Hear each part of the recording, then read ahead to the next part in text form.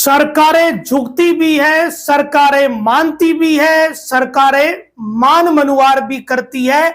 बस जनता में एकता चाहिए और एक नेता चाहिए जिसे सरकार को, सिस्टम को झुकाना आता हो।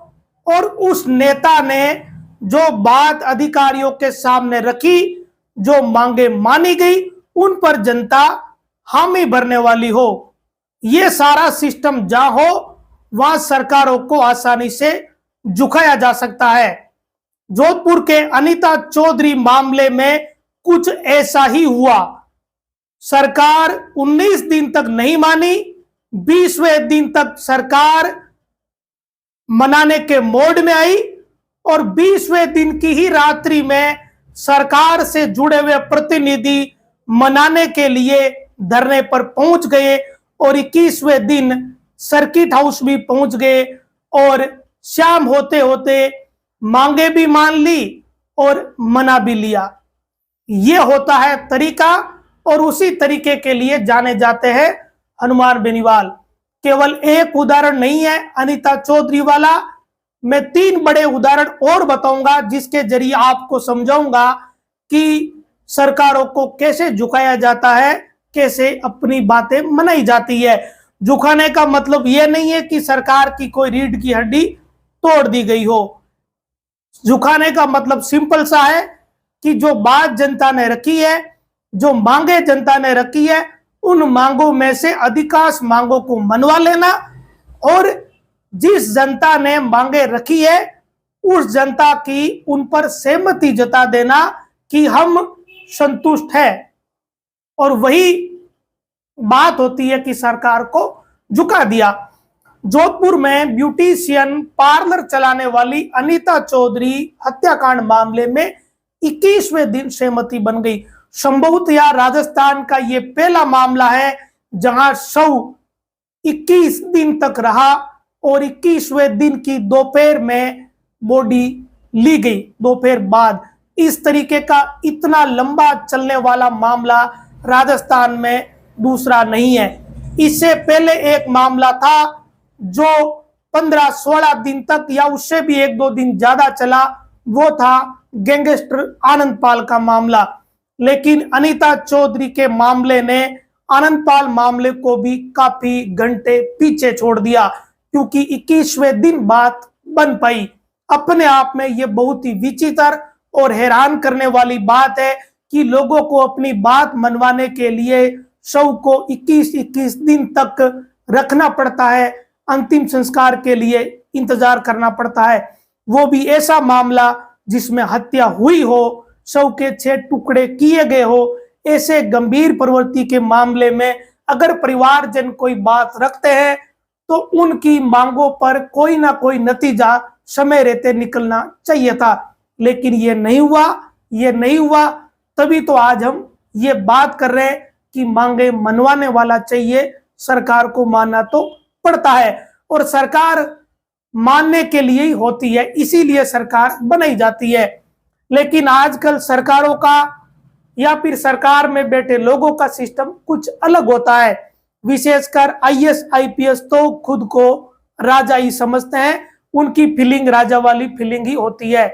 चाहे आप सोशल मीडिया की रील पर देख लो या फिर रियल जिंदगी में।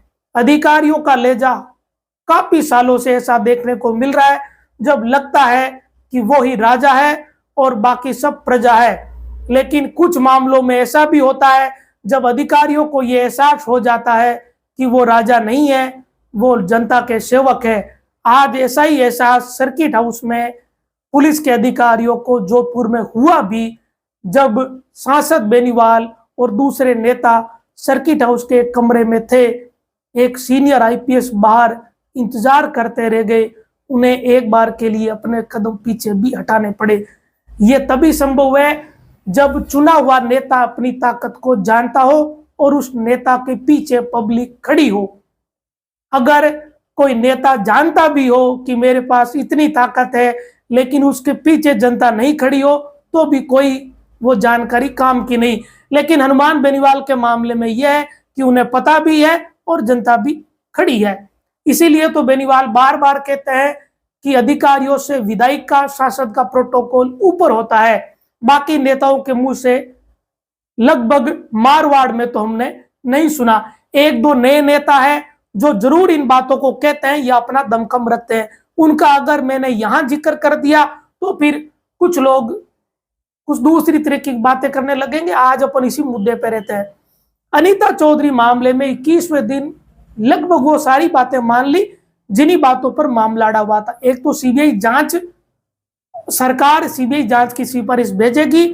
ये सीबीआई के हाथ में है कि वो इस जांच को लेंगे या नहीं लेंगे, क्योंकि सीबीआई के पास पहले से ही ढेरों केस पड़े हैं और बहुत सारे मामलों में सीबीआई ऐसा ही करती है। जब सरकार सिफारिश भेज देती है तो सीबीआई उसे लौटा देती है, क्योंकि उन्हें लगता है कि उनके पास दूसरे काम ज्यादा है।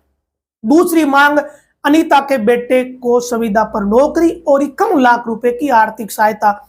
ये मांगे ऐसी है जो संभवतया राजस्थान में चुनिंदा मामलों में इन मांगों को माना गया है। अनीता चौधरी के मामले में 3-4 चीजें ऐसी हुई है जो बहुत ही कम मामलों में राजस्थान में हुई है। एक तो पहला ही ये मामला है जब 21 दिन तक बॉडी पड़ी रही। दूसरा, 51 लाख रुपए की आर्थिक सहायता की मांग मानना संभवतः चुनिंदा ही ऐसे मामले हैं। एक कन्हैया लाल वाला मामला उदयपुर वाला, जिसमें मांग मानी गई, बड़ी मांग मानी गई, और उसके बाद अनीता चौधरी का मामला या फिर 1-2 मामले और होंगे। बाकी इतनी बड़ी मांगों को सरकार मानती भी नहीं है, लेकिन इस मामले में माना।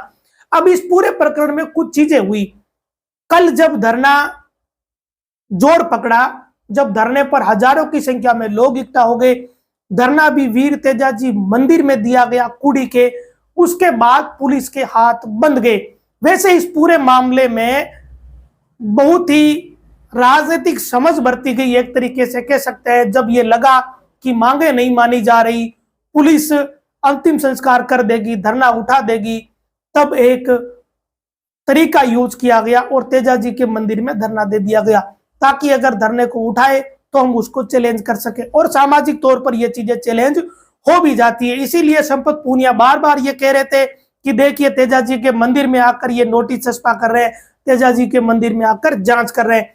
क्योंकि इस पूरे मामले में जो संयम बरता गया 18-19 दिन तक, वो वाकई में काबिले तारीफ है। परिजनों की मांगे वैसे तो कोई ज्यादा पेचीदी मांग थी नहीं, क्योंकि 100 के 6 टुकड़े किए, बहुत ही गंभीर प्रवृत्ति का ये मामला था। एक ही आरोपी गुलामुद्दीन के अलावा बाकी चीजें दिख ही नहीं रही। लेकिन इतने बड़े घटनाक्रम को कोई एक व्यक्ति इस तरीके से अंजाम दे दे, वो भी सोने चांदी की लूट के लिए, ये बात किसी के गले उतरने वाली नहीं। इसी कारण ये धरना चला है। अब इस पूरे प्रकरण में जब 18 दिन तक ये धरना चल गया, तब हनुमान बेनीवाल की एंट्री होती है। इधर उपचुनाव समाप्त हो गया, बेनीवाल कल गए और 20वें दिन जबरदस्त तरीके से उन्होंने चैलेंज भी कर दिया।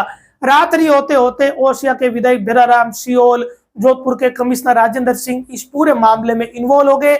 स्थानीय विधायक देवेंद्र जोशी भी इसमें शामिल हो गए। सरकार ने एडीजी क्राइम को भी भेज दिया। इतनी बड़ी बात इस मामले में हुई। आमतौर पर छोटे मोटे मसलों में एडीजी क्राइम जिस स्तर के अधिकारी किसी भी घटना स्थल पर या किसी ऐसी जगह नहीं पहुंचते जहां धरना चल रहा हो। बात जहां बहुत बड़ी होती है, जहां कानून व्यवस्था प्रदेश स्तर पर प्रभावित होने की आशंका होती है, वहीं इस लेवल के अधिकारी जाते हैं। रात्रि में 3 बजते बजते तो पुलिस कमिश्नर धरने पर ही आ गए। मामला मांग मनाने का था। अब इस मामले में रात्रि में 3 बजे ये लगा कि अधिकारी हनुमान बेनीवाल को मना रहे कि आप उठ जाइए, हम आपकी मांगे मान लेंगे। कुछ इसी तरीके का सीन वहां दिखा। अब अंदर खाने क्या हुआ ये बात तो कोई नहीं जानता। अब Bheraram Seoul, police commissioner Rajendra Singh, विधायक देवेंद्र जोशी, एडीजी क्राइम आलोक, सांसद बेनीवाल, मृतका के पति मनमोहन और अन्य परिजनों के बीच सर्किट हाउस में आज वार्ता हुई और सारी मांगों पर सहमति बन गई। अब गुलामुद्दीन के अलावा इस मामले में कौन कौन इन्वॉल्व है, इन सारी चीजों को जानने के लिए पॉलीग्राफ टेस्ट को लेकर पुलिस कोर्ट में गई हुई है। अब ये कोशिश की जा रही है कि कम से कम पॉलीग्राफ टेस्ट हो, ताकि पता चले कि इस घटनाक्रम में और कितने लोग शामिल है। इस पूरे मामले में एक बड़ी बात यह भी हुई कि डीसीपी और एसएचओ दोनों को हटाने की बात पर सहमति बन गई। जोधपुर पुलिस कमिश्नरेट के पश्चिम के डीसीपी राज ऋषि राज वर्मा और सरदारपुरा थाने के एसएचओ दिलीप सिंह शेखावत को भी हटाया जाएगा, ये बात भी मान ली गई है। 51 लाख रुपए की सहायता और सीबीआई जांच, ये 3 प्रमुख बातें मानी गई है। अब जो पॉलीग्राफ टेस्ट है उस पर 20 नवंबर को फैसला आएगा। गुलामुद्दीन और बाकी जो भी लोग इसमें है जिन पर संदेह है, एक वो महिला मित्र अनीता की जिसका ऑडियो वायरल हुआ, और एक वो व्यापारी या जो जमीनों का काम करने वाला व्यक्ति है जो बीजेपी में पदाधिकारी बताया जा रहा, उसको लेकर भी कोशिश की जा रही है कि उसका भी पॉलीग्राफ टेस्ट हो। लेकिन ये सारी चीजें कोर्ट में प्रोसेस में 20 नवंबर को कुछ चीजों पर इस पर एक गुलामुद्दीन के मामले में फैसला आएगा, बाकी को लेकर भी पुलिस कोशिश कर रही है।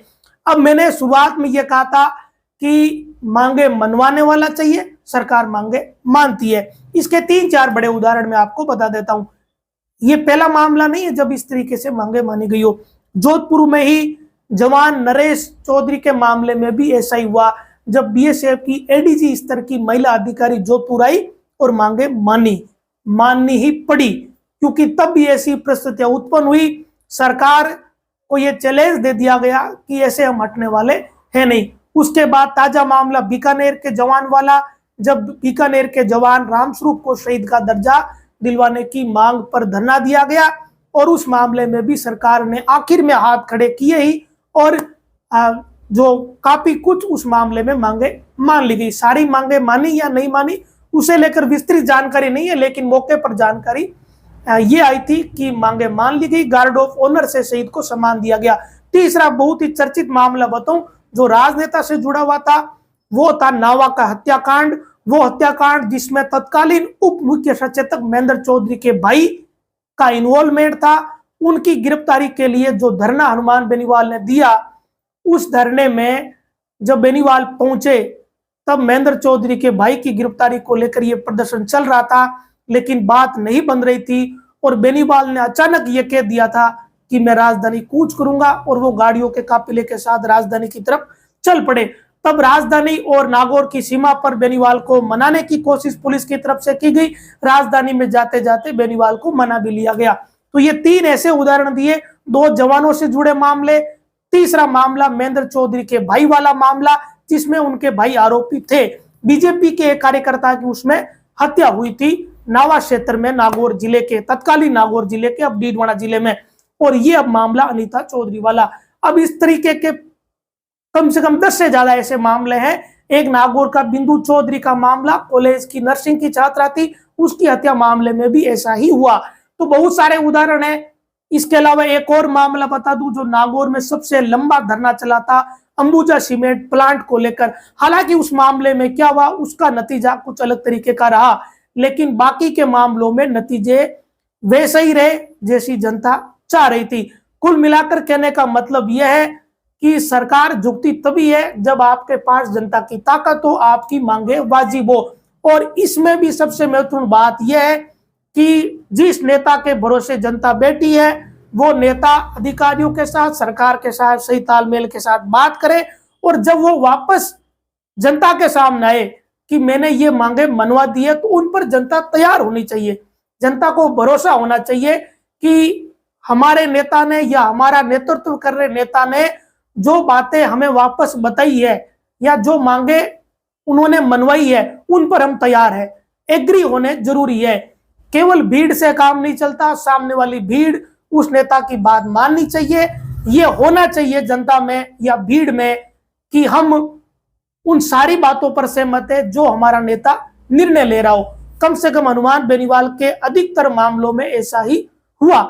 इसीलिए आज ये चर्चा चल रही है कि सरकार मानती है, बस सरकार को मनाने वाला चाहिए। सरकार को मनाने के लिए हिम्मत चाहिए, पेशेंस चाहिए, ताकत चाहिए, राजनीतिक समझ चाहिए, और साथ में एक ऐसा जज्बा चाहिए जब आप 20-20 दिन तक धरने पर बैठे रहते हो, आपको नोटिस पर नोटिस मिल रहे हो, फिर भी आप डटे हुए हो।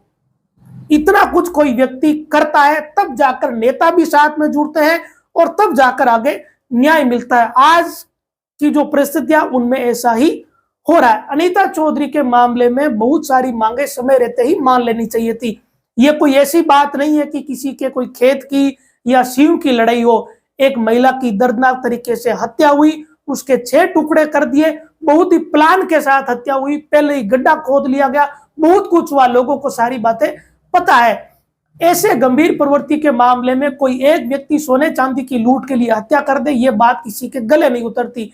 ऐसे मामलों में पुलिस को कम से कम गंभीरता के साथ आगे कदम उठाने चाहिए, लेकिन पुलिस ने ऐसा नहीं किया, तभी जाकर ये धरना हुआ। और आखिर में पुलिस को वो सारी मांगे माननी पड़ी जिन मांगों को पहले दिन से शुरू किया गया था। लेकिन दुर्गति शव की हुई, शव का अपमान हुआ, 20 दिन तक शव रहा, इसका जिम्मेदार कौन है? कहीं ना कहीं इसकी जिम्मेदारी उन पुलिस अधिकारियों की बनती है, क्योंकि वो परिजनों को समझाने में नाकामयाब रहे, परिजनों को बताने में नाकामयाब रहे कि हम क्या जांच कर रहे हैं, हमने कितनी जांच कर ली। अगर यही गैप था तो फिर उसमें गलती कहीं ना कहीं सिस्टम की है। अगर सिस्टम सही तरीके से समझाता तो शायद वो समझ भी जाते, लेकिन सिस्टम की चूक होती है, सिस्टम में ऐसी चूकें होती है, तभी जाकर ऐसे धरने होते हैं। अधिकारियों को आजकल राजा वाली या रानी वाली फीलिंग बहुत ज्यादा आती है, इसी कारण जनता बड़ी परेशान रहती है। चाहे कोई कांड हो, नरेश मीणा का थप्पड़ कांड के बाद जिस तरीके की बातें एसडीएम को लेकर निकल रही है, वैसा ही लग रहा है कि अधिकारी राजा वाली फीलिंग में ही रहते हैं, तभी जाकर कुछ नेता ऐसे आते हैं जो कुछ ना कुछ ऐसा कर देते हैं। अब जब चर्चा चल गई है तो कल के वीडियो में इस बात की जानकारी मैं आपको दूंगा कि हनुमान बेनीवाल ने एसडीएम अमित को लेकर यह बात क्यों कही थी, नागौर में ऐसा क्या क्या हुआ था, नागौर और खींवसर में, जिसकी वजह से बेनीवाल अमित चौधरी पर इतने नाराज हैं कि उन्होंने नरेश मीणा की थप्पड़ को जायज ठहरा दिया। कल के वीडियो में इस पर बात करेंगे, क्योंकि वो मामला भी बड़ा विस्तृत मामला नागौर में रहा है। अनीता चौधरी हत्याकांड मामले में आज जो फैसला हुआ है या जो मांगे मानी गई है, उन पर आप अपनी प्रतिक्रिया जरूर देवें। क्या आपको लगता है कि ये मांगे सारी सही मानी गई, जो मान ली गई है? क्या नेता सारी मांगे मनवाने में कामयाब रहे? क्या नेता अधिकारियों पर भारी पड़े हैं या जनता भारी पड़ी है? जो भी आप अपनी प्रतिक्रिया देना चाहे इस वीडियो में के अंत में देखने के बाद जरूर देवें। नमस्कार।